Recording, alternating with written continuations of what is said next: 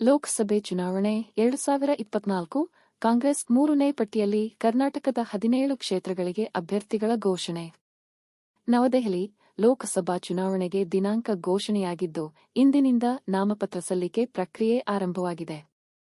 ಈ ಮಧ್ಯೆ ಕಾಂಗ್ರೆಸ್ ಕರ್ನಾಟಕ ಅಭ್ಯರ್ಥಿಗಳ ಪಟ್ಟಿಯನ್ನು ಬಿಡುಗಡೆ ಮಾಡಿದ್ದು, ಪಟ್ಟಿಯಲ್ಲಿ ಒಟ್ಟು 17 ಅಭ್ಯರ್ಥಿಗಳ ಹೆಸರನ್ನು ಘೋಷಿಸಲಾಗಿದೆ. ಈ ಬಾರಿ ಪ್ರಭಾವಿ ಸಚಿವರ ಸಂಬಂಧಿಕರಿಗೆ ಬಹುತೇಕ ಟಿಕೆಟ್ ನೀಡಲಾಗಿದೆ. ಪಟ್ಟಿಯಲ್ಲಿ ಪ್ರಮುಖವಾಗಿ ಸಚಿವರಾದ ಸತೀಶ್ ಜಾರಕಿಹೊಳಿ ಪುತ್ರಿ ಪ್ರಿಯಾಂಕಾ ಜಾರಕಿಹೊಳಿ, ಲಕ್ಷ್ಮೀ ಹೆಬ್ಬಾಳ್ಕರ್ ಪುತ್ರ ಮೃಣಾಲ್ ರವೀಂದ್ರ ಹೆಬ್ಬಾಳ್ಕರ್, ಈಶ್ವರ್ ಖಂಡ್ರೆ ಪುತ್ರ ಸಾಗರ್ ಖಂಡ್ರೆ, ಶಾಮನೂರು ಶಿವಶಂಕರಪ್ಪ ಸೊಸೆ ಪ್ರಭಾ ಮಲ್ಲಿಕಾರ್ಜುನ್ಗೆ ಟಿಕೆಟ್ ನೀಡಲಾಗಿದೆ. ಕರ್ನಾಟಕದ 17 ಕ್ಷೇತ್ರಗಳಿಗೆ ಕಾಂಗ್ರೆಸ್ ಅಭ್ಯರ್ಥಿಗಳ ಪಟ್ಟಿ.